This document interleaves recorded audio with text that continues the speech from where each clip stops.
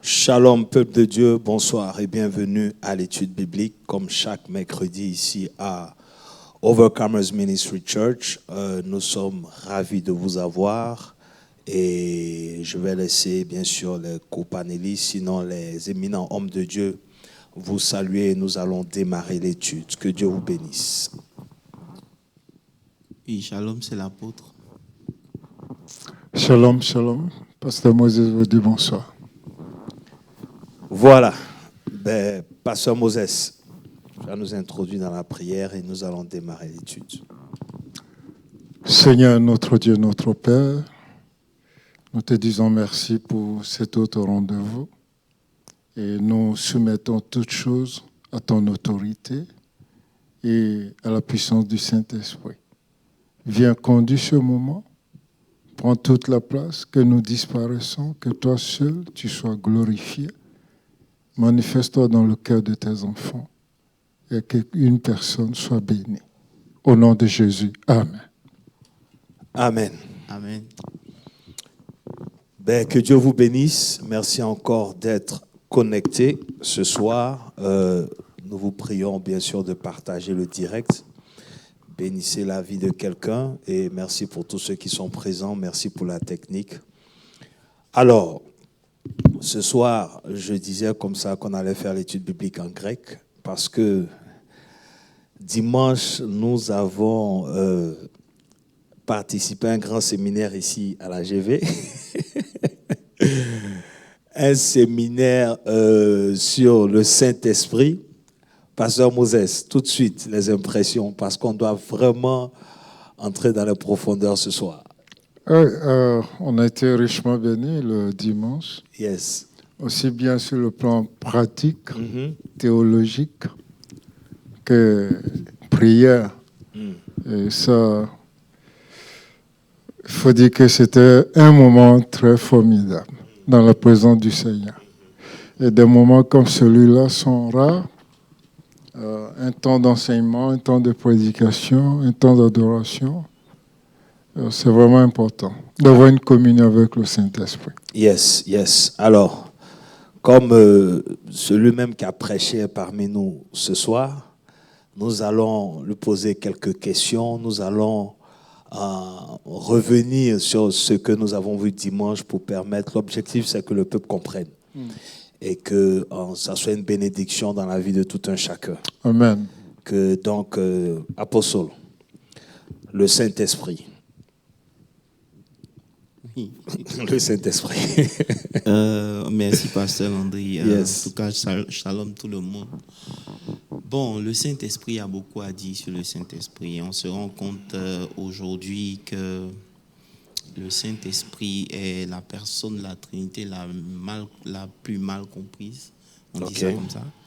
Il y a de la Trinité et ça fait qu'aujourd'hui, au lieu qu'on soit à un niveau de puissance, on n'est pas encore à ce niveau de puissance. Parce qu'on ne connaît pas réellement qui est le Saint-Esprit et comment travailler avec lui. Ouais. Et ça, c'est dommage pour l'Église. Yeah. Voilà, les jets sont jetés, j'ai envie de dire. Si vous avez des questions, n'hésitez pas. Posez-les. Nous sommes sur Facebook, nous sommes sur YouTube. Et puis, s'il y a des suggestions, des questions, en tout cas, nous allons pouvoir répondre à ces préoccupations. Alors, nous avons démarré avec le livre de Jean. Ouais. Jean, le chapitre 1, le verset 12.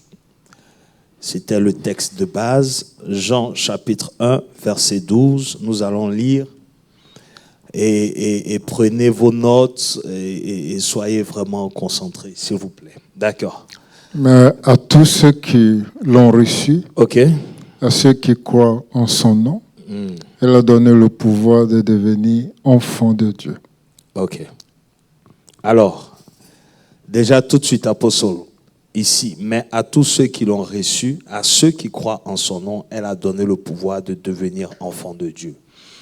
Et on a dit ici que le pouvoir, c'était c'est ça? Exousia. Yeah. Voilà.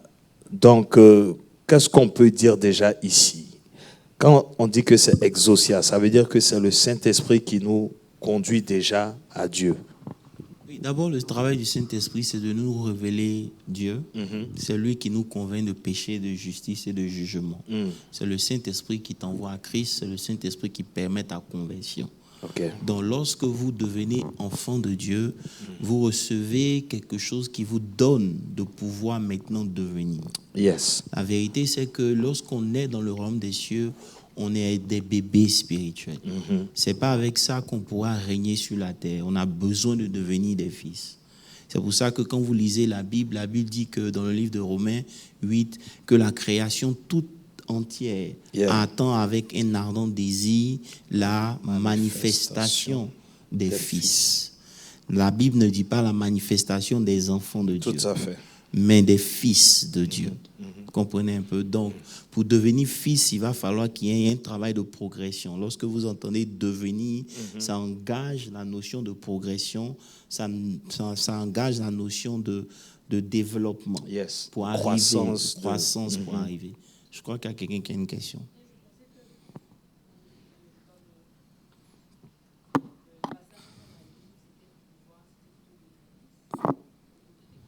Non, c'est exaucé. Yeah. Amen. Donc la question, c'était de savoir si c'était effectivement exousia au niveau de Jean 1, le verset 12. Amen. Alors, donc, Pasteur Moses, donc si ce n'est pas l'esprit, ce n'est pas possible de venir à Dieu. Oui. Le Seigneur Jésus l'a répété plusieurs fois. En disant que nul ne peut venir à lui s'il n'a été appelé tout à fait par le Père. Ainsi, nous pouvons dire formellement que si le Saint-Esprit ne te convainc pas, tu ne peux pas appartenir à Christ. Tout à fait. Et Jean 8, le verset 14 et 16 est formel là-dessus. D'abord, il nous dit au verset 14 que tous ceux qui sont conduits par le Saint-Esprit sont enfants de Dieu. Et ensuite, il nous fait comprendre que le Saint-Esprit rend témoignage à notre esprit que nous sommes bel et bien enfants de Dieu. Amen, amen. Mais j'aime aussi parce que la Bible dit à ceux qui l'ont reçu. Donc ça veut dire qu'il y a des gens, le verset précédent dit, il est venu parmi les siens ne l'ont pas reçu. Mais à tous ceux qui l'ont reçu. Oui. Donc ici, en fait, ce que j'ai envie de dire ici déjà, c'est que on le reçoit. Pourquoi? Qu'est-ce qu'on a entendu? Parce qu'on dit la parole. Ça a commencé par la parole. Et c'est pour ça que j'ai aimé Éphésiens 1. Éphésiens 1, 13. Éphésiens 1, le verset 13 à 14. Parce qu'on était en train de soulever justement ce qui fait que déjà à la base, l'esprit n'est pas manifeste ou bien on ne reçoit pas l'esprit. Il dit, en lui, vous aussi, après avoir entendu la parole de la vérité, l'évangile de votre salut, en lui, vous avez cru et vous avez été scellés du Saint-Esprit qui avait été promis. Donc, ça veut dire qu'on entend quelque chose qui permet justement de recevoir l'esprit et de devenir. Je ne sais pas si... Non, ça veut dire que l'homme, tous ceux qui sont nés de Dieu sont engendrés par la parole de Dieu. C'est une erreur de croire qu'un chrétien est comme tous les autres êtres humains. On n'est pas la même chose. On n'est pas la même chose dans le principe. Parce qu'on a reçu l'Esprit de Dieu. Qui est différent de quelqu'un qui ne connaît pas Dieu. Lorsque on vit sur la terre, c'est ce qu'on disait, on peut vivre par nos principes. Ça veut dire quoi? Ça veut dire qu'un homme du chrétien ou pas va suivre certains principes. Est-ce que vous comprenez un peu? On peut essayer de faire comme eux aussi longtemps que ça marche. On peut suivre un certain nombre de principes. Vous avez vos coachs qui vous coachent bien, que vous pouvez suivre et tout. Ce n'est pas mauvais. Mais on a un avantage. Ça veut dire que lorsqu'on arrive à un moment donné où les principes ne fonctionne pas, on a la capacité de switch dans notre vraie nature qui est spirituelle. Et parce que l'homme est la seule créature habilitée à pouvoir interphaser dans les deux systèmes ou bien vivre dans les deux milieux, spirituels comme naturels, en tant que chrétien, avec le Saint-Esprit, on a cette capacité-là de switch et d'activer notre côté divin au moyen du Saint-Esprit. Donc, on est des êtres humains, mais on n'est pas même chose dans le fonctionnement. Est-ce que vous comprenez un peu? Et jusqu'à présent, ce qui fait qu'on ne voit pas ça, c'est parce que justement, le Saint-Esprit n'occupe pas la place qu'il devrait occuper dans notre marche chrétienne, en fait. Gloire à Jésus. Oui, en fait, moi je suis parfaitement d'accord. Parce qu'un enfant de Dieu qui n'a pas le Saint-Esprit ne peut pas manifester le caractère de Dieu ou la nature de Dieu. Tout à fait. Elle-même. Tout à fait. Et on a vu ça avec les disciples de Jean-Baptiste à Éphèse qui ont croisé Paul. Tout à fait. Paul leur pose la question, avez-vous reçu le Saint-Esprit? Quand Ils vous disent avez qu'ils cru, n'en ont jamais entendu parler. Donc c'est dit que ça me fait dire qu'il y a des gens qui viennent à l'église mais qui n'ont pas cette communion avec le Saint-Esprit. Mais j'ai envie de poser une question à l'apôtre parce que tu as touché un point où tu as dit que on dit que c'est la troisième personne, mais dans la fonctionnalité, on voit que c'est l'esprit même qui a commencé, qui fait tout. Est-ce que ça ne crée pas la confusion aussi, le fait de dire que c'est la troisième personne? Parce que, mine de rien, il n'y a aucun verset biblique qui mentionne cela. Donc, déjà, par rapport à la religion... C'est la notion que la religion nous a donnée. C'est ça, en fait. Ça veut dire que lorsqu'on voit... C'est vrai que d'abord, on voit le Père à l'action, on voit ensuite le Fils qui vient. Bon, le Père introduit le Fils. Le Fils introduit le Saint-Esprit. Alors que le Père lui-même, il est esprit. Justement, mais justement, le Père ne fait rien sans que l'Esprit ne fasse quelque chose. C'est pour cela que quand vous lisez même la Bible dit dans Genèse 1, verset 1, au commencement, la terre était informe et vide, et l'Esprit de Dieu se mouvait au-dessus des eaux. Donc, ça veut dire qu'avant que le Père ne puisse parler, il faut que ces trois éléments soient là. Il faut que la parole soit présente, il faut que l'Esprit soit en mouvement. Pour que Dieu puisse parler. Bon. Donc, ça veut dire que quand l'esprit n'est pas en mouvement et que la parole n'est pas là, Dieu ne parle pas. Mais on commence d'abord par l'esprit qui est présent, c'est lui qui souffle sur les eaux.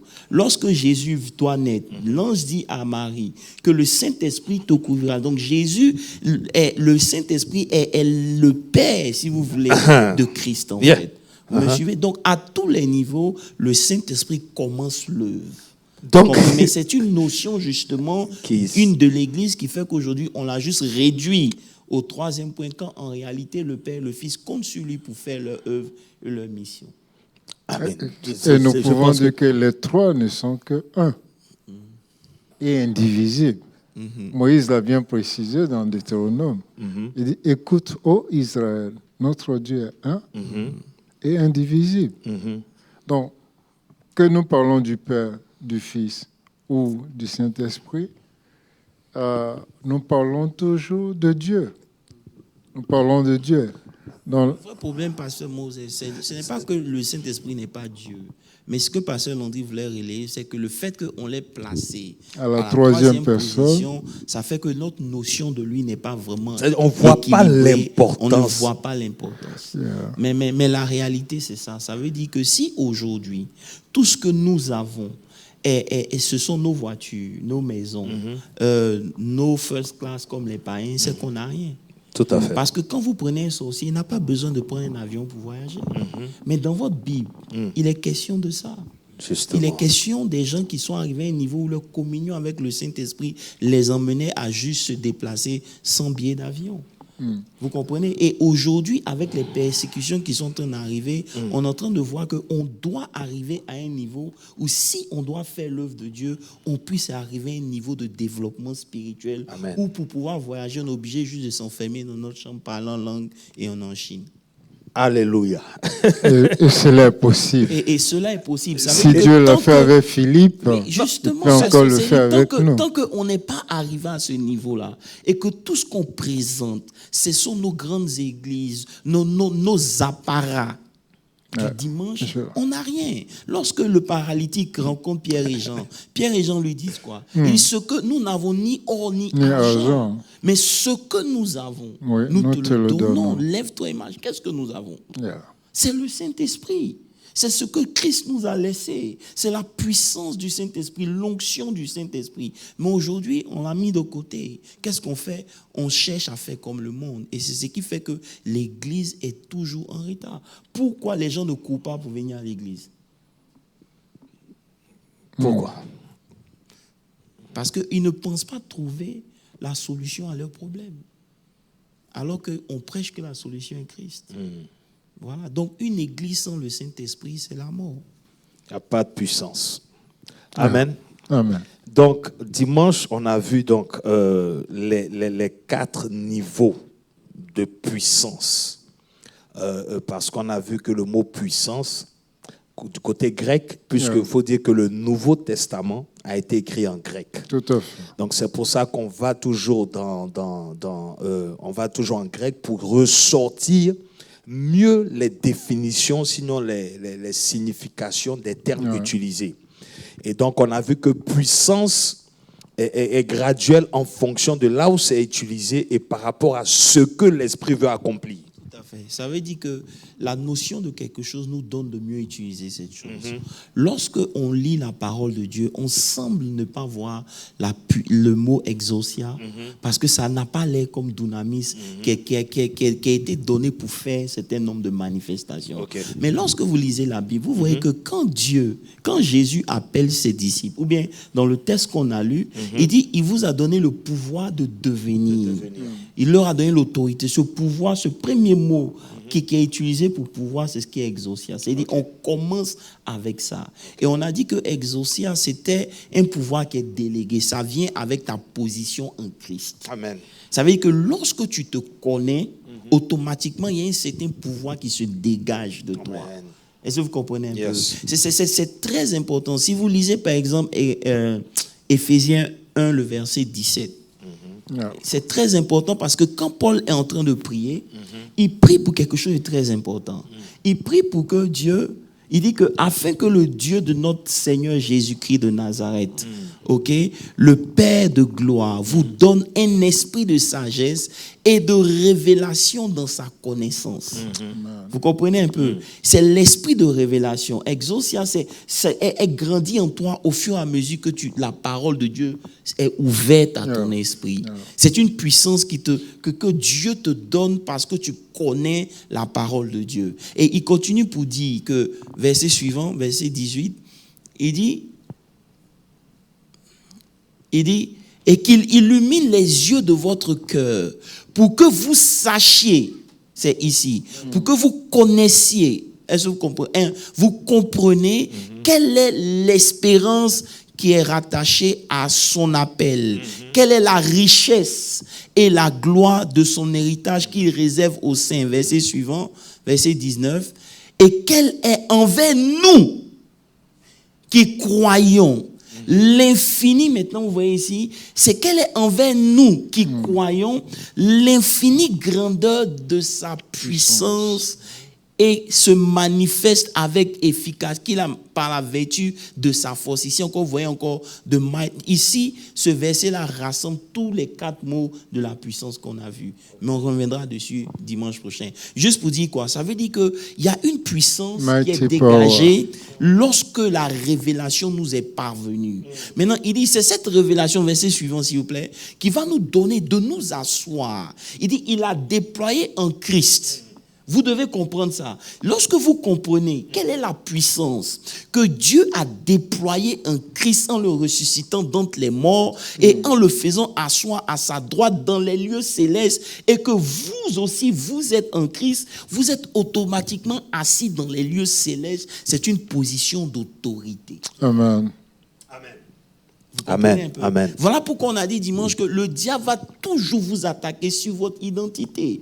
Lorsque vous voulez, Dieu vous appelle, même s'il est apparu dans votre chambre et qu'il est venu avec une lumière, le prochain step, c'est l'instruction. Il faut qu'il vous enseigne. Si Dieu dit tu vas être milliardaire, tu ne deviens pas milliardaire comme ça. Il faut qu'il t'enseigne ses voies pour que tu saches comment faire. Tout à fait. Et le fait de connaître ça, ça dégage une puissance extraordinaire. Amen. Extraordinaire. Amen. Si vous voulez, on peut faire un tour rapide dans la Bible. Ok. Yeah. Lisons ensemble Luc. Luc, Rapidement, comme ça. combien? Luc 4. Luc 4, verset... Donne-moi 2 secondes. Lisons le verset, Luc 3 d'abord, verset 21. Luc 3, Verset verset 21. 21. Il dit, tout le monde se faisait baptiser. Jésus fut aussi baptisé. Ça veut dire que déjà ici, vous voyez la progression. On doit être baptisé. Jésus fut baptisé. Et pendant qu'il priait, le ciel s'ouvrit et le Saint-Esprit descendit sous une forme corporelle comme une colombe. Et une voix se fit entendre. Et la Bible dit que, voilà, celui-ci est mon fils bien-aimé. Allons au chapitre 4, verset 1. Jésus, rempli du Saint-Esprit, revint du Jourdain et fut conduit par l'Esprit dans le désert. Vous comprenez ici? Il est rempli. L'Esprit est descendu, l'Esprit l'a rempli, et au verset 14, la Bible dit Jésus est revêtu maintenant de puissance de l'Esprit. C'est des niveaux différents. Vous me suivez un peu? Et il retourne en Galilée et sa renommée se répandit dans tout le pays. Verset 15, pasteur Landry. Folie. Verset 15, il enseignait dans les synagogues et il était glorifié par tous. Maintenant, il a reçu le Saint-Esprit, il est revêtu. La première des choses qu'il fait, ce n'est pas de faire des miracles. C'est d'abord d'enseigner. Tout à fait. Vous comprenez? Parce que c'est la première source de la puissance. Lorsque un homme connaît, il est puissant. C'est pour ça qu'on dit que knowledge is power. Parce que ce que tu connais, c'est ce qui te donne de pouvoir faire un certain nombre de choses. Tout à fait. Vous comprenez un peu? Maintenant, allons-y. Au verset 18, Jésus entre dans la synagogue et puis il dit, l'Esprit du Seigneur est sur moi. Je veux que tu lises la partie anglaise. Okay, the Spirit of the Lord is upon me Okay. because He has anointed For me what? to preach the gospel to the poor. And then, He has sent me to heal. to heal. Ça veut dire qu'il m'envoie d'abord prêcher. pour prêcher. Sure. Est-ce que tu comprends un peu? Quand le message est perçu, Yes. the next step, c'est la guérison. Guérison. Amen. Vous me comprenez? Donc, tant que Exousia n'est pas développé dans ton esprit et que la connaissance qui doit produire une certaine puissance n'est pas dégagée, il te sera difficile de passer au next step. Yes. Est-ce que vous comprenez un peu? Yes. Jésus est baptisé, il reçoit le Saint-Esprit, il est rempli du Saint-Esprit, il est revêtu du Saint-Esprit, maintenant il s'en va et puis il prêche. Maintenant, lisons le verset 31. Verse Tu peux lire en français. Luc 4. Oui, toujours. Ok, verset 31.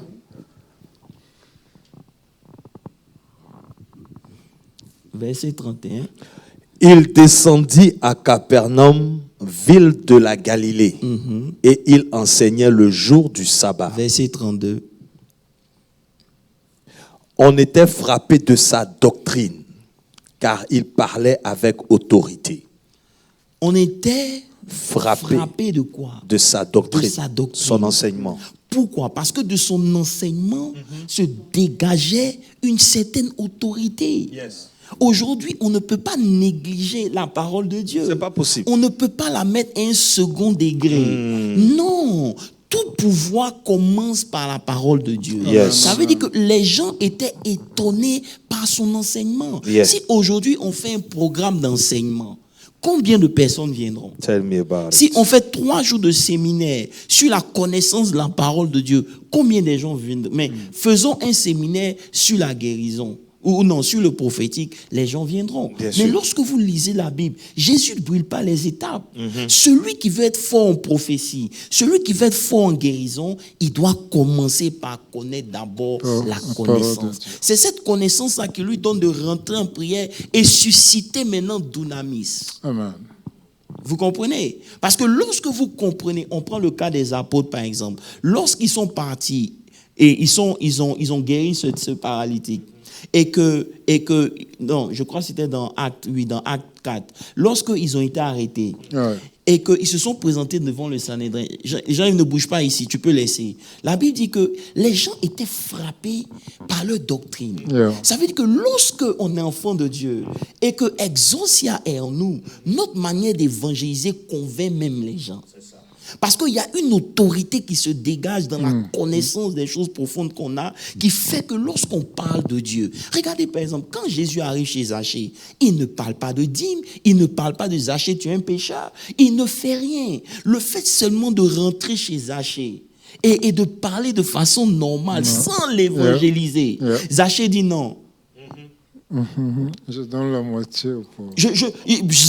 Zachée rentre dans un état de repentance parce que lorsque cet homme parle, il parle avec une certaine connaissance et autorité. Et c'est ce qui nous manque. Nos messages sont des motivations. Nos messages ne sont pas la parole de Dieu. Je suis désolé. La Bible dit que quand ils ont commencé à parler et que le Sanhédrin a vu qu'ils étaient remplis d'une certaine assurance, ils les ont chassés et les ont menacés de ne plus jamais utiliser ce nom pour prêcher. C'est une menace, c'est des hommes. Ils rentrent chez eux, ils se disent, ah, il y a une menace. Maintenant, qu'est-ce qu'on fait? J'ai un switch maintenant dans Acte.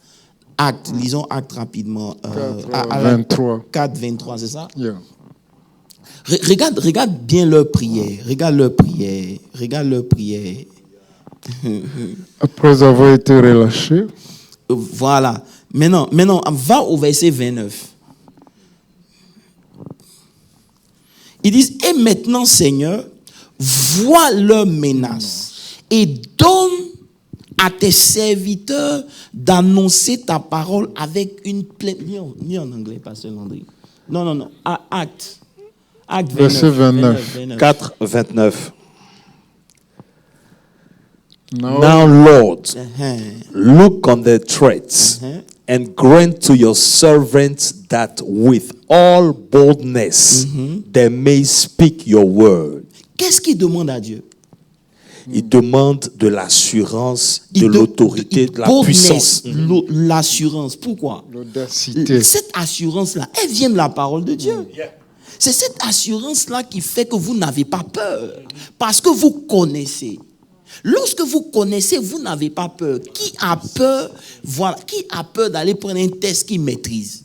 Pasteur Landry, si aujourd'hui on te dit, après des années de conduite, va passer le test de permis, tu vas trembler comme Elijah? Non.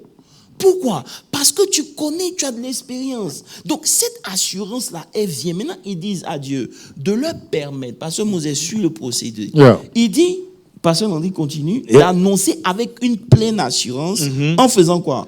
Verset 30.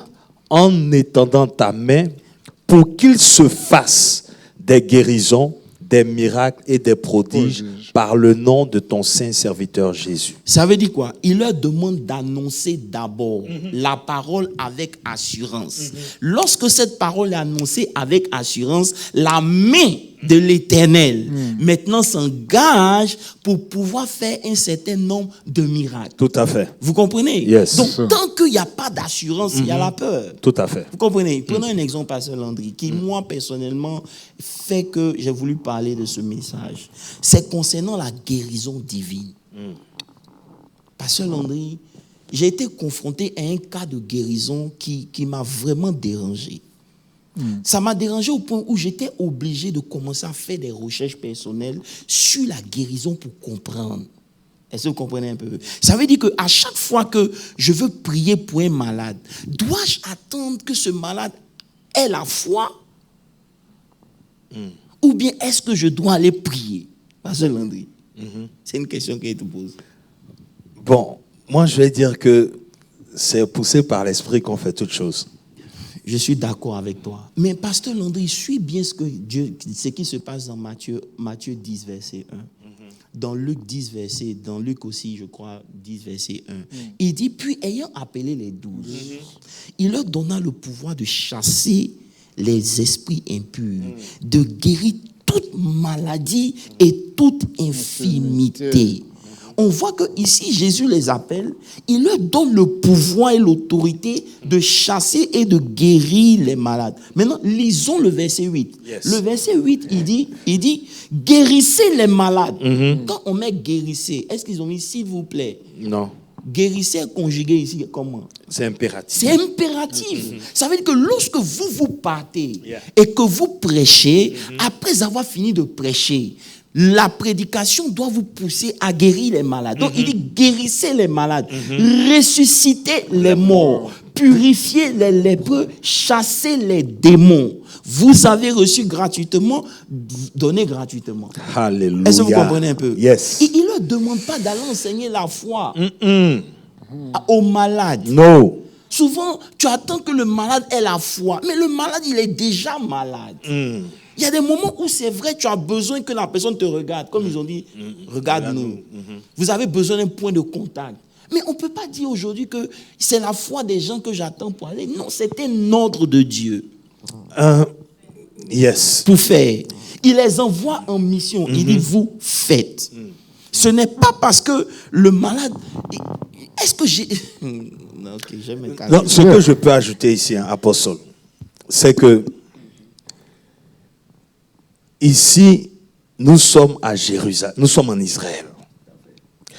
Donc, c'est un peuple qui a déjà une alliance avec Dieu.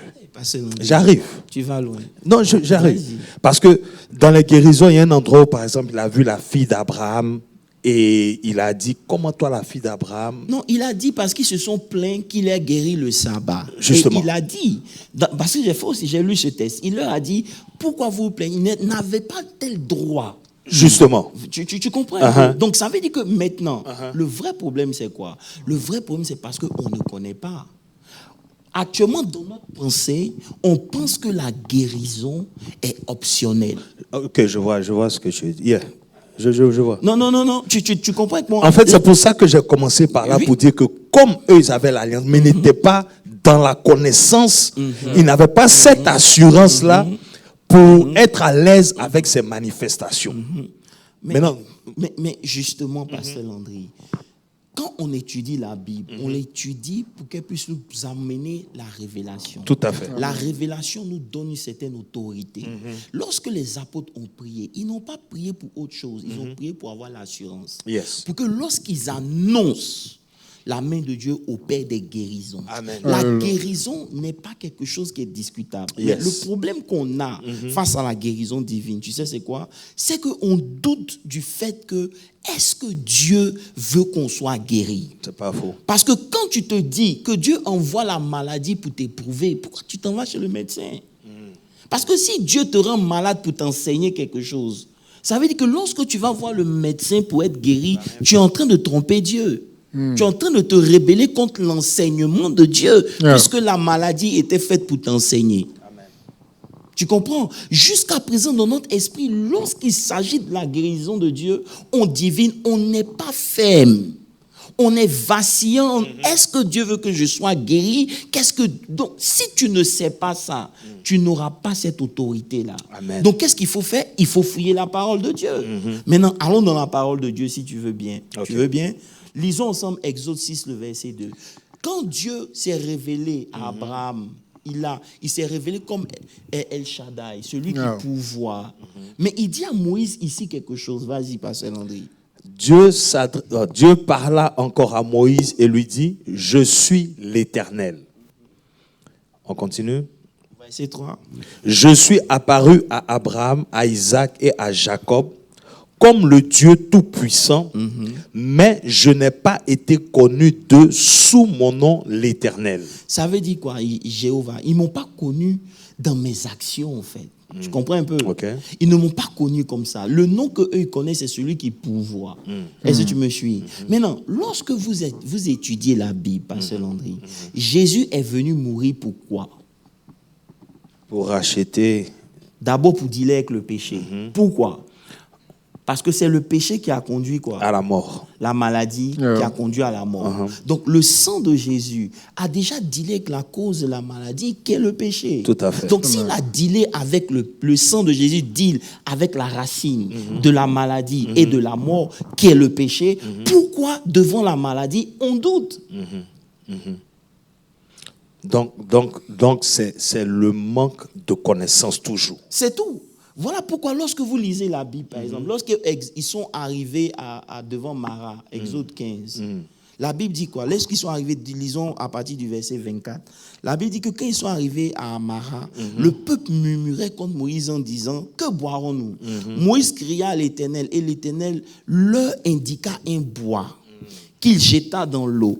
Est-ce que tu comprends un peu? Et l'eau devient douce. Ce fut là que l'Éternel donna au peuple des lois et des ordonnances, et ce fut là qu'il est mis à l'épreuve. Maintenant, verset 26, Pasteur Landry, lis pour moi, s'il te plaît.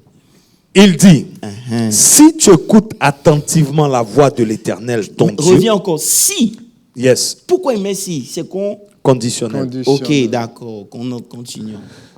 Si tu fais ce qui est droit à ses yeux, si tu prêtes l'oreille à ses commandements, et si tu observes toutes ses lois, je ne te frapperai d'aucune des maladies dont j'ai frappé les Égyptiens, car je suis l'Éternel qui te guérit.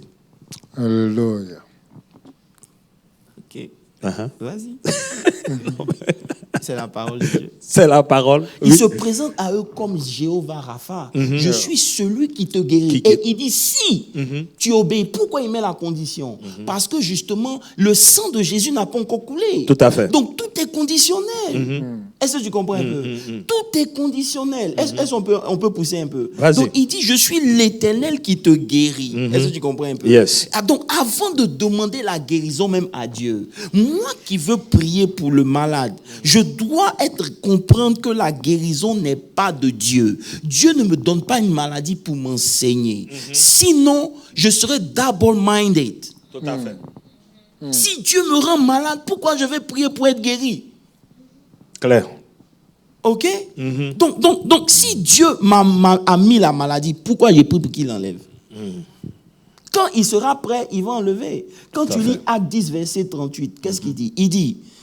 Il dit, vous savez, chez Cornelius, vous savez comment Dieu a oint du Saint-Esprit et de puissance Jésus de Nazareth, qui allait de lieu en lieu, faisant du bien et guérissant tous ceux qui étaient sous l'emprise du diable, car Dieu était avec lui. Donc Jésus est oint de Dieu pour aller guérir pendant que c'est Dieu qui donne la maladie. Non, c'est... Non. Non, il faut simplement comprendre que la maladie est... En fait, tu sais, apôtre, c'est l'expression religieuse toujours. Tout ce que Dieu fait est bon. C'est Dieu qui permet tout. Vous voyez, ça fait que les gens ont du mal. Justement, ça veut dire que jusqu'à présent, on n'a pas lu notre Bible. On ne l'a pas étudiée. Parce que lorsque vous l'étudiez, vous ne pouvez pas accepter un certain nombre de choses. Non. Quand Dieu oint Jésus pour aller guérir les malades, je ne peux plus accepter que la maladie vienne de Dieu. Personnellement, je ne peux pas accepter ça. Ça veut dire que tu dois arriver à un niveau où tu es convaincu que cela n'est pas de Dieu. Allons dans Deutéronome 7, verset 15. Deutéronome 7, verset 15. Nous sommes toujours dans la puissance. Amen. Wow. Pourquoi il faut avoir l'assurance? Il faut avoir l'assurance parce que ce que Christ a accompli à la croix, ça te demande d'avoir une assurance pour rentrer dedans. Donc eux, ils prient, pas parce qu'ils veulent que forcément Dieu fasse, mais ils veulent se positionner à un niveau où ce que Christ a acquis à la croix se manifeste. Amen. C'est pour ça qu'ils ont besoin d'assurance dans leur prière. Maintenant, il faut lire. L'Éternel éloignera de toi toute maladie. Il ne t'enverra aucune de ces mauvaises maladies d'Égypte qui te sont connues, mais il en frappera tous ceux qui te haïssent. Donc c'est pour nos ennemis, ce n'est pas pour nous. Donc, Pasteur Landry, La maladie. je ne sais pas si on comprend ce que je suis en train de dire. C'est clair. Moi, personnellement, c'est pour moi un challenge. Il n'y a pas quelque chose qui fatigue l'Église comme la maladie. Mais c'est pour les maladies que Christ est mort. Pourquoi on ne réussit pas à guérir la maladie? C'est parce que justement, en face d'une maladie, notre esprit n'est pas convaincu que ça ne vient pas de Dieu. Ça peut venir de Dieu pour nous enseigner quelque chose. Il dit ici, je ne mettrai point de maladie sur vous comme je les ai mis sur les Égyptiens. Ça veut dire que si vous êtes enfant de l'Alliance et que vous êtes né en Christ, Yes. la maladie n'a pas le droit de rester dans votre corps, peu importe son Au origine. nom de Amen. Jésus. Amen. Au nom de Jésus. Amen. Disons-nous la vérité. Yes. Pourquoi on ne peut pas accepter cette vérité avec assurance? Parce que nous-mêmes, on n'est pas remplis de la parole de Comment? Dieu. Et c'est ça qui est le problème. Est-ce que vous comprenez un peu? Yes. Il dit, je ne mettrai aucune de ces maladies. Au contraire, je l'enlèverai même du milieu de vous. Ça veut dire que si quelqu'un est malade parmi nous, c'est pour ça que les apôtres ont dit, si quelqu'un est malade, qu'il vienne. Que les anciens le oignent du qui prient et il sera guéri. Jamais la maladie dans la Bible était question de Dieu qui voulait nous punir parce que non, l'enfant a déconné. Non. Si tu tombes malade, ça peut être parce que toi-même, tu n'as pas pris soin du corps que Dieu t'a donné. Toi-même, tu es négligent. Il y a un certain nombre de choses que tu ne dois pas faire, que tu fais. C'est normal. Mais dis que, est-ce que Dieu veut que je sois guéri? Je te dis aujourd'hui, oui. Amen. Amen, amen. Le passage dans Jacques, c'est lequel Jacques 5, verset 13. Je veux m'assurer bien. 5, 13. Pendant que tu cherches, lisons ensemble le psaume 103. C'est cette partie qui m'a vraiment écœuré. Le psaume 103, le verset 2. Psaume 103, verset 2. Mon âme bénit l'Éternel et n'oublie aucun de ses bienfaits. Amen. Continue, verset 3. C'est lui qui pardonne toutes tes iniquités, qui guérit toutes tes maladies. Arrêtons-nous là. Pasteur Landry, c'est le problème que nous avons. Lorsqu'on vient à Christ, ou qu'on nous présente Christ, et qu'on nous dit que Christ est mort à la croix pour tes péchés, et qu'on lui donne nos vies, sans l'avoir vu, tel que nous sommes, dans notre drogue, notre impudicité, adultère, vol, mensonge, mess up as we are, on nous fait comprendre simplement que Christ est mort à la croix, et on l'a accepté, sans avoir vu à l'instant précis, nos iniquités sont pardonnées, et on est convaincu que nos iniquités sont pardonnées. Amen. Vrai ou faux? Mais il dit ici, en même temps qu'il pardonne tes iniquités, il te guérit de toutes tes maladies. Justement. Pourquoi on ne peut pas dire que lorsque tu donnes ta vie au Seigneur, de la même manière dont tes péchés te sont pardonnés, s'il y a une maladie, elle doit aussi te quitter. Au nom Parce de que Jésus. Dieu ne fait pas un travail inachevé. Amen. Quand il commence, il termine. Tout à fait. Je ne sais pas si vous comprenez Je ce que je suis suis en train de dire. entièrement Au nom de d'accord. Jésus. Enfin, c'est le jour où tu acceptes le Seigneur, tu dois comprendre que la maladie, peu importe son origine, elle n'a pas de place. Le problème pour nous, c'est que on quantifie qu'est-ce qui est cancer.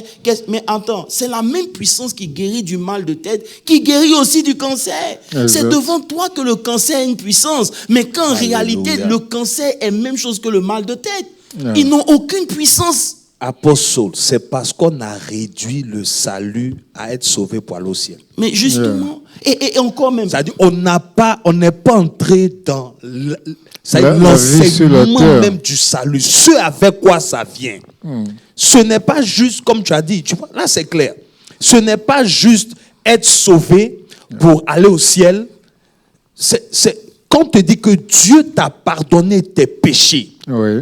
et que tu es passé de la mort à la vie, c'est pas la vie d'un homme, c'est la vie de Dieu. Justement. Tu vois, il y a même deux exemples dont le Seigneur s'est servi dans la Bible.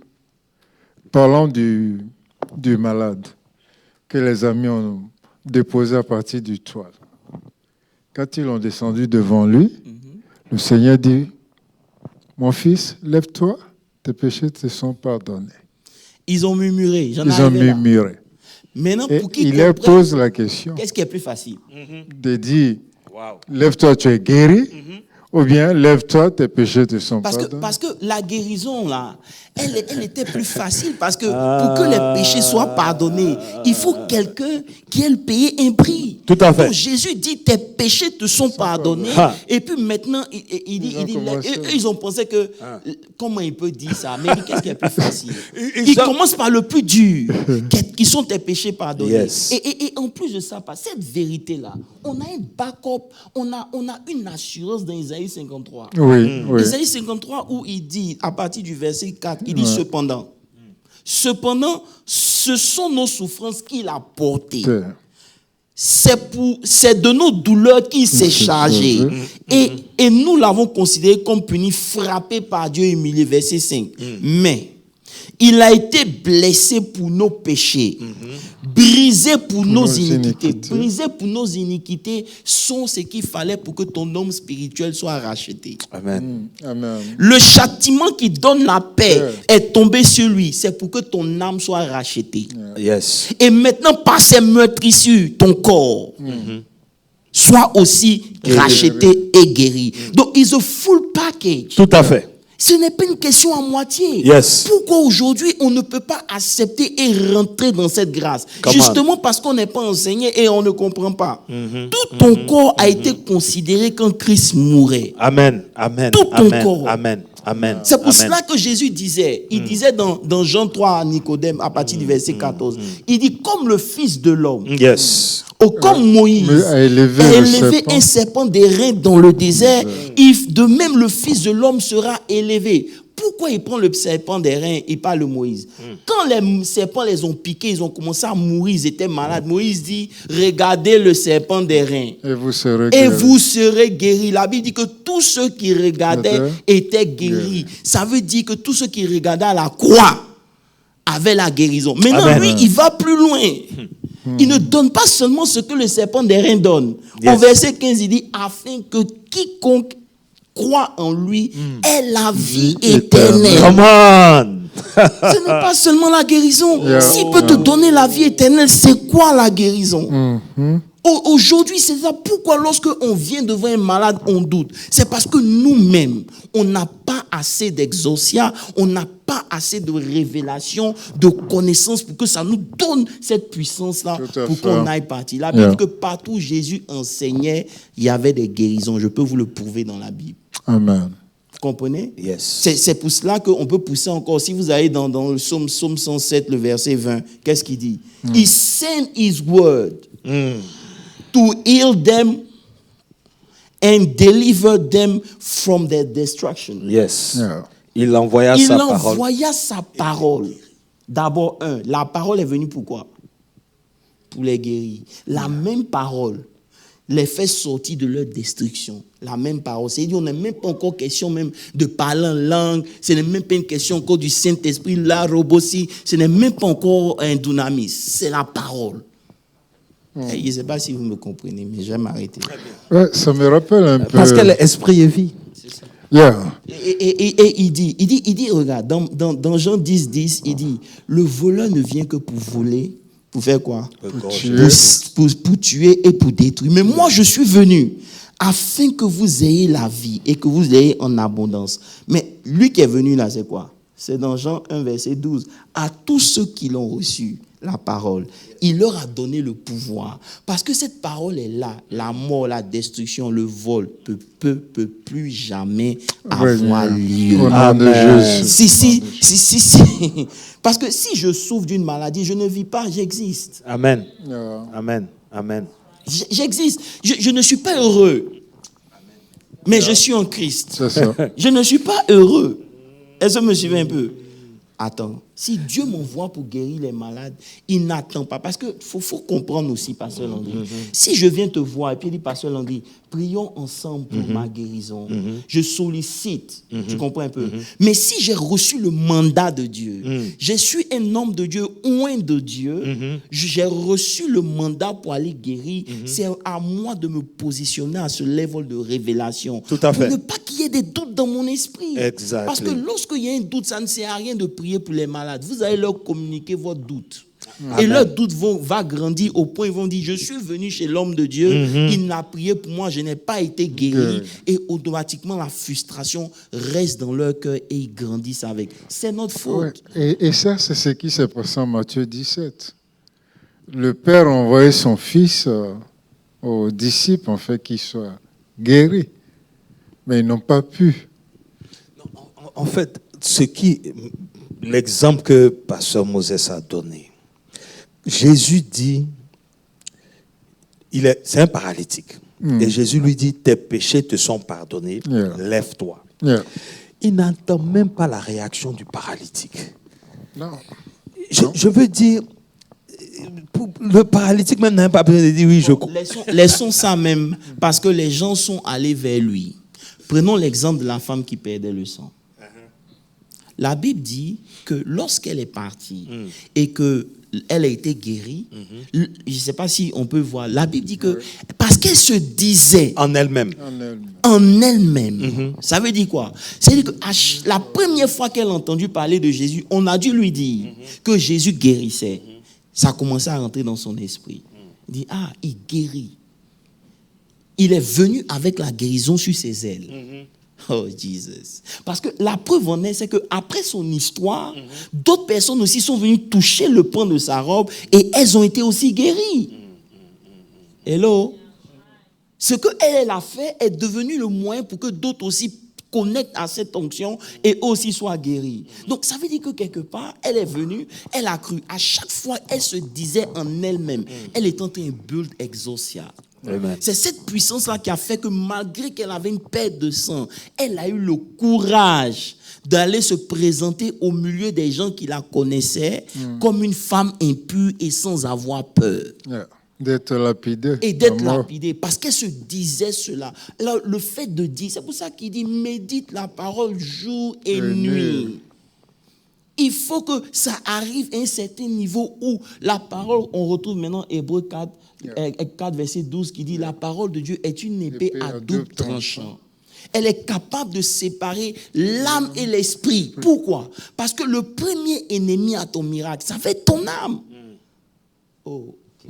Et la parole aussi est capable de séparer. Mais lorsque la parole est rentrée en toi, elle va distinguer, elle va enlever tes émotions. Dans cette histoire de Dieu, elle va enlever tes émotions, elle va te positionner un esprit où même lorsque tu veux prier, tu n'as plus peur. Parce que quand la pensée va venir pour te dire, est-ce que tu es sûr? Tu vas dire non, je suis sûr. Tu ne vas même pas répondre, tu vas ignorer. Non. Parce que lorsque Pierre a demandé à Jésus, il dit, si c'est toi, ordonne que je vienne. Il dit, c'est moi. Il est parti, mais lorsqu'il a une deuxième pensée, Jésus lui dit, pourquoi as-tu douté? Vous comprenez?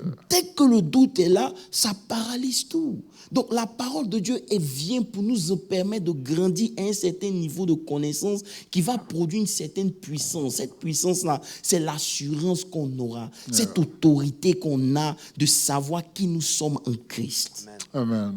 Vous comprenez? C'est le premier niveau de puissance, Pasteur Landry. Et aujourd'hui, ça c'est une expérience personnelle, je me suis dit que je dois arriver à un niveau où si je suis devant une maladie, peu importe cette maladie, je ne peux plus reculer. Au nom de Jésus. Amen. Ça c'est moi. Au nom de Jésus. C'est tellement clair, apostole. Et si ça c'est seulement le premier niveau, c'est qu'on a beaucoup à faire. Amen. Oui, on doit atteindre le niveau des gens comme pour dire combien de Babalola. fois, c'est pour dire combien de fois l'ignorance bat son plein. Tu vois? Et ce qui est expliqué là, on lit, mais on ne fait pas de ça un mode de vie en fait. Ce n'est pas un mode de vie. Oui, pour beaucoup de chrétiens, la Bible est comme un livre historique. Donc on lit juste pour... Mais on ne se voit pas dans ce qu'on est en train de lire. Tu vois, et quand, parce que comme on dit, si l'arbre est déraciné, l'arbre est déraciné, comment le fruit peut rester pour toujours? Si la tête du serpent est coupée, pourquoi est-ce que son corps qui est en train de bouger va te faire peur? Te fait peur. Justement. Et tout ce qu'on est en train de dire, c'est quoi? C'est que quand tu crois en la mort et à la résurrection de Christ, plus rien ne peut te faire peur. si tu n'es pas encore arrivé à un niveau où tu crois au point où tu peux mourir pour ça, c'est que tu n'es pas encore prêt. Justement, quand il dit vous recevrez une puissance, le Saint-Esprit souvenant sur vous, et vous serez mes témoins. Là, on va à Dunamis. Dunamis te donne la capacité de devenir un martyr. Mais quand tu diras aux chrétiens, Dieu t'appelle, ou Jésus t'appelle à devenir un martyr, il va dire non. Parce que être témoin de Christ, c'est souffrir pour Christ, c'est accepter de mourir pour Christ. Mais qu'est-ce qui te donne cette assurance-là? C'est le Saint-Esprit en toi. Mais basé sur quelle connaissance? Oui, basé sur la connaissance qu'on vient de voir tout à l'heure. Il ne te donne pas seulement que la puissance, mais il t'accorde aussi la vie éternelle. Et quand tu as compris, Paul dit ceci. Paul dit, il m'est avantageux d'être avec lui. Et je suis pressé même d'être avec lui. Mais je me dois aussi de demeurer avec vous.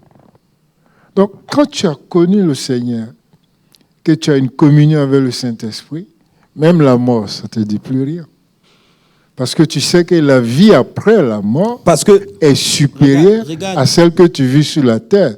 Mais tu es sur la terre pour accomplir une mission. Non. C'est ce que Paul dit. Pour rejoindre même ce qu'on est en train de dire, apostole, la vérité aussi c'est quoi? C'est que même après la résurrection de Christ, c'était un temps qui faisait peur. Oui, un temps de persécution. La façon dont on a tué Jésus, c'était atroce. Les apôtres se cachaient. Ils n'étaient pas à l'aise dans les villes en train de prêcher comme ça. C'était une persécution. On les tuait. C'est ça.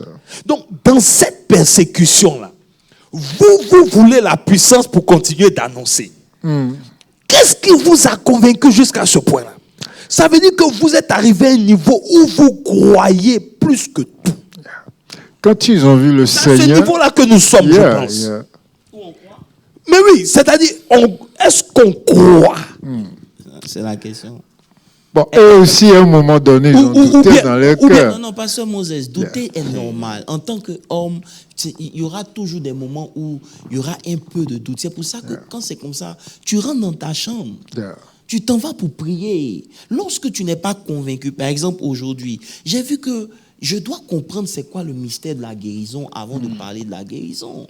Parce que c'est une chose de parler de quelque chose et c'est une autre chose de manifester la chose. Tout à fait. Vous comprenez un peu? On ne parle pas seulement de guérison. Si vous lisez par exemple, Jean, met Luc 5 par exemple. Luc 5 verset 1. La Bible dit, comme Jésus était auprès de Canaan et la foule se pressait autour de lui pour entendre la parole. Pour entendre la parole de Dieu. Parce que la parole de Dieu les mettait à un niveau de compréhension.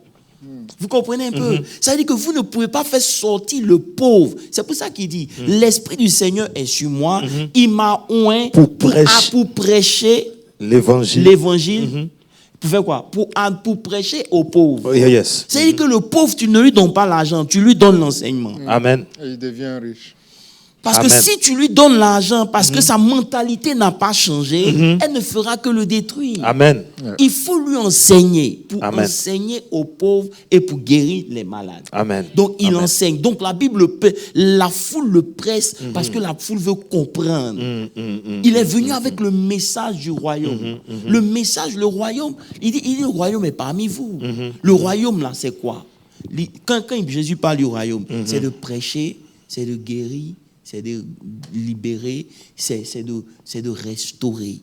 Si votre message ne peut pas faire ça, vous n'êtes pas en train de prêcher le message du royaume. Et c'est un challenge, vous comprenez un peu? Maintenant, ce que je voulais dire, c'est quoi? C'est que quand la multitude le pressait, il a vu des barques. Il a pris les barques de Simon et de Pierre. Il a prêché pendant quelques minutes. Et puis après, au verset 4, il dit, lorsque il eut cessé de parler, il dit maintenant à Simon, avance en eau profonde.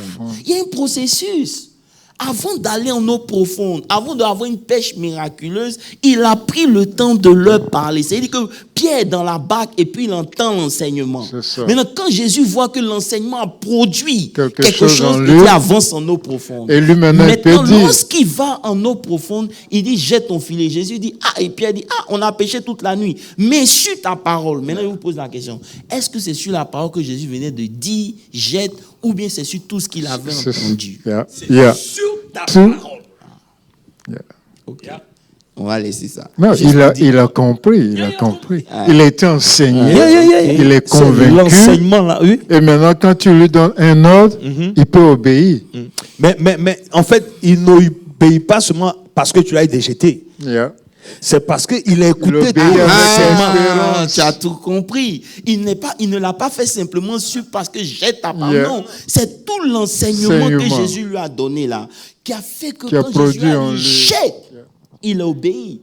Tu comprends un peu? Tout à fait. C'est-à-dire, si quelqu'un n'a pas été enseigné, tu vas lui dire jette, il ne va pas comprendre. Tout à fait. C'est l'enseignement qui va faire que quand tu vas lui dire jette, il comprend qu'en jetant, il ne fait que s'accorder avec ce qu'il connaît comme révélation. Et il le fait avec foi. Parce qu'il a la connaissance. Voilà. Maintenant, lisons le verset 17. C'est-à-dire, vous voyez que tout le long de l'évangile de Christ, ce n'est que Exousia qui est en train de se manifester. Lui n'a pas manifesté dunamis comme les gens faisaient, parce que lui-même, il était dunamis. Comment? Je comprends un peu. Maintenant, Bien on dit, sûr. un jour, Jésus enseignait, des pharisiens et des docteurs de la loi étaient assis là, venus de tous les villages de Galilée, de la Judée, de la Samarie et de Jérusalem. Et la puissance du Seigneur se manifestait par des guérisons.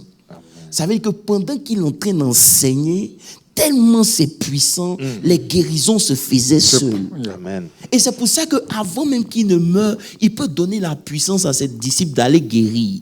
Parce que la guérison, c'était la moindre des choses. Moi, je suis arrivé à un niveau où je suis en train de prier pour dire au Seigneur, fais-moi grâce. Il l'a je déjà dois fait. arriver Au à nom ce de niveau-là. Jésus. Parce que la guérison est pour les enfants de Dieu. Amen. Nom de Jésus. C'est tout. Amen. C'est tout. Et apôtre, pour compléter ce que tu es en train de dire, Acte 8. Acte 8, le verset 5.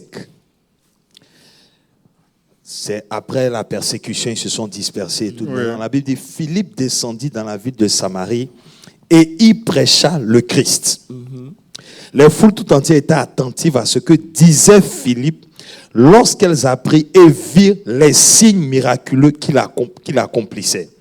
C'est-à-dire qu'il est venu, il a prêché, comme tu dis, et donc ils ont entendu, et maintenant ils pouvaient voir les signes miraculeux. Il dit voici les signes qui accompagneront ceux qui auront cru au passé. Il n'a pas dit ceux qui sont en train de croire ou ceux que vous allez convaincre de croire. C'est des signes qui vont accompagner après que vous ayez cru. Donc, le plus important, c'est que vous arrivez à un niveau de croire. Amen. C'est pour ça qu'il dit médite jour et nuit. Il dit que ce livre de la loi ne fasse pas quoi? Ne s'éloigne point de ta bouche. Pas des oreilles. De ta bouche. Mais médite. Ça veut dire que avant de parler, tu dois d'abord méditer la parole. C'est-à-dire que c'est ce que tu as médité là. C'est ça qui doit te pousser maintenant à parler. Amen. Tu ne peux pas parler sans avoir médité et compris. Parce que de la même source ne peuvent sortir de l'eau douce et de l'eau amère. C'est pour ça que la Bible dit que par nos paroles nous serons justifiés ou par nos paroles nous serons condamnés. Les chrétiens font ce qu'on appelle de self-destruction, auto-destruction. Ils se détruisent eux-mêmes parce que, ils ne méditent pas, ils ne croient pas et ils disent des choses qui détruisent leur destinée. Et on est en train de chercher la puissance dans Dunamis. Mais avant que Dunamis ne se présente, il faut d'abord que tu aies atteint un niveau de connaissance, de positionnement. Il dit que Dieu vous révèle dans la connaissance afin que vous soyez assis là où il est. Mais lui, il est assis au-dessus des principautés. Lorsque le diable vient vers moi et que je peux répondre avec la parole, j'ai déjà eu la victoire. Amen. Avec la parole. Avec la parole. Là, c'est capital. C'est pas crier de peur au nom de Jésus, sort. On dit avec la parole. Ça veut dire que lorsque quelqu'un est assis dans la parole de Dieu, il crie pas. Yes. Ceux qui crient, c'est ceux qui doutent. Avec la parole. C'est tout. Yes. Tu ne sais pas au nom de Jésus 100 fois que la chose va se réaliser. Non, c'est comme Je tu as suis la arrivé à un connaissance. niveau où je crois que c'est l'énergie que tu as générée. C'est-à-dire que la puissance de Dieu opère par énergie. On a vu ça avec Jésus. Oui. Comment Jésus, toute la nuit, priait, il descend, il guérit les malades. Quand vous lisez bien, vous allez voir qu'il y avait encore des malades quand Jésus a dit hey, allons-y. Allez-y. Pourquoi? Parce qu'il a compris que son niveau d'énergie était fini. Il fallait qu'il aille se recharger dans la prière. Amen. Vous comprenez un peu? Amen. Et quand il finit de se recharger, maintenant il vient. Et c'est ça qui engage maintenant Dunamis. Parce qu'il dit dans Éphésiens 3, le verset 20, par celui qui peut faire infiniment et au-delà, par la puissance qui agit en nous. Non. Ça veut dire quoi? C'est une raffinerie. C'est-à-dire, il y a quelque chose qui est là. C'est le feu. C'est-à-dire, si tu arrives à activer le don que tu as reçu par imposition des mains, vous comprenez un peu? Stir. C'est ça. C'est-à-dire, plus tu pries en langue, plus tu découvres tes potentialités. C'est pour ça qu'on a dit dimanche que s'il y a un don dont nous sommes maîtres, c'est le parler en langue. Alléluia. C'est le parler en langue qui me donne de switch ma nature humaine à ma nature spirituelle. So, même quand je parle en langue, même si les gens ne comprennent pas, ce n'est pas important. Parce que Paul dit, celui qui prie en langue, il ne parle pas aux hommes. Il parle à Dieu. Il s'édifie lui-même, mais il parle aussi à Dieu. C'est un esprit qui dit des mystères. On peut appliquer pour le même boulot, mais on n'a pas les mêmes sources. Amen. On peut appliquer pour les mêmes choses, faire le même business, mais on n'a pas les mêmes sources. Je peux appliquer tous les business, toutes les stratégies de Harvard, mais lorsque ça ne marche pas, je switch en esprit. Amen. Pendant que je suis en train de prier en langue, Joseph peut venir me dire, écoute, j'ai été en Égypte, j'ai une stratégie divine que je peux partager avec toi. Et quand tu sors de là, tu vas maintenant appliquer la stratégie que Dieu t'a donnée, qui peut défier même les sciences de Harvard. Alléluia. Simplement parce que nous sommes spirituels. Mais on ne tape pas dans ces choses. On a réduit notre vie chrétienne à la médiocrité. Simplement pourquoi? Parce qu'on est paresseux. C'est tout. Amen. C'est tout. Amen. Question. Il n'y a pas de question. Amen. Amen. Amen. Je pense que l'étude tire à sa fin. On est à pratiquement 1 minute. Que Dieu bénisse l'apôtre, que Dieu bénisse ce ministère. Au nom de Jésus. Et que vraiment on arrive à ce niveau-là. Yes. Il faut conclure. Non, la conclusion est claire parce qu'apôtre, on a parlé de Dunamis dans Acte 1, 8. Dunamis commence. Mais avant que Dunamis arrive justement, Jésus a préparé les disciples. Il a soufflé même pour qu'ils comprennent les Écritures. Oui. Ouvrir leur intelligence. Justement, c'est-à-dire même pour arriver à la manifestation de la promesse, eux, ils devaient avoir une certaine connaissance pour les emmener à aller prier pendant 10 jours pour attendre une promesse. Une promesse. Nous, on prie pendant combien d'heures pour une promesse? Non seulement ils les enseignaient 10 jours. pendant 3 ans, mais après la résurrection, 40 pendant 40 jours. Et maintenant, Et ils maintenant, attendent. il est dit, mettez-vous à peuple pendant 10 jours. Vous priez. Et il n'a pas dit dans 10 jours, le Saint-Esprit va venir. Non. Il dit, restez là. Priez jusqu'à Demeurez. ce que... Et ils sont... Mais Et là, toi, tu pries 2 jours, tu ne vois pas de résultats, tu relâches. Non, qu'est-ce qui va faire que tu maintiens là? C'est parce que tu as compris les Écritures. Tu es sûr que quand il promet, il va l'accomplir. Donc, je peux rester là et je prie. Il y a un homme de Dieu, Pasteur Landry. Je sais qu'on a fini, mais permettez-moi, je lisais le témoignage et ça m'a écœuré. L'homme avait un cancer terminal et on lui dit, il te reste 70 jours. Dans les 70 jours, il dit, bon Seigneur, comme il reste 70 jours, ce que je vais faire, je vais lire ma Bible. Au moins, le Seigneur sera content. Il sait que s'il meurt, j'ai lu ma Bible, je m'en vais. Pendant qu'il lit la Bible, il tombe sur Ésaïe 53. Il dit, mais attends. C'est pour, par ces meurtrissures, vous avez été guéris. Il tombe sur Pierre qui dit, vous êtes guéris. Sur Pierre qui dit maintenant, par ces meurtrissures, vous avez été guéris. Dieu lui dit, qu'est-ce que tu fais ici? Lève-toi. Il dit, mais Seigneur, avec Maigrelet, il a fait sa chimio, tout et tout. Le Seigneur dit, sort, il y a une voiture qui va venir te prendre. Il sort de l'hôpital, il y a une voiture qui passe. Il dit, peut-être que c'était ma vision dans ma tête. La voiture fait demi-tour. Et la voiture, le monsieur dans la voiture demande, est-ce que vous appelez tant? Il dit, oui. Il dit, j'ai un message de Dieu pour vous. Ésaïe 53. Il retourne chez le médecin pour dire au médecin, je suis guéri. Le médecin dit, non, on vient de faire encore les tests. Il dit, je suis guéri. Il est sorti de l'hôpital, il a continué à prêcher. Beaucoup parmi nous, leur ministère ont commencé après qu'ils aient compris un certain nombre de choses. Et c'est ce que je veux que vous compreniez. La guérison est pour les enfants de Dieu. Au nom de Jésus. Il y a pas, vous ne devez même plus discuter, réfléchir, tout et tout. Non. C'était peut-être avant, mais aujourd'hui, si un malade, si vous avez des doutes, ne priez pas. Cherchez à prendre l'assurance. Cherchez à remonter dans la connaissance et à avoir la conviction. Quand cette conviction est là, laissez-vous conduire et Dieu fera le reste. Amen. On ne peut plus vivre comme des païens. Non.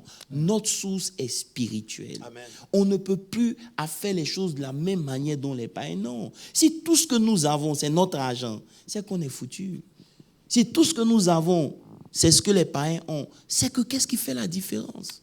On a quelque chose que les païens n'ont pas. Il est temps de l'activer. Au nom de un Jésus. point, un trait. Amen. Que Dieu vous bénisse.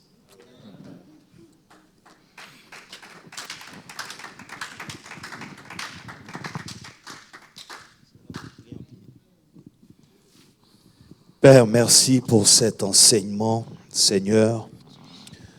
Nous le recevons avec action de grâce, Seigneur, et nous prions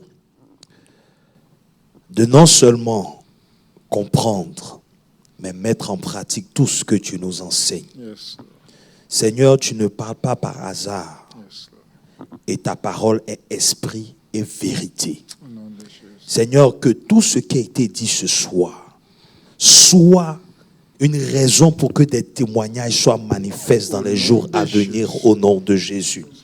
Que tous ceux qui ont entendu cette parole, Seigneur, vivent cette réalité Au nom de Jésus. et soient des sources de bénédiction au nom de Jésus.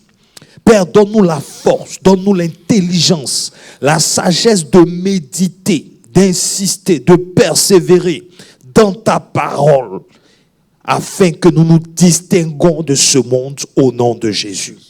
Père, merci pour tout ce que tu fais.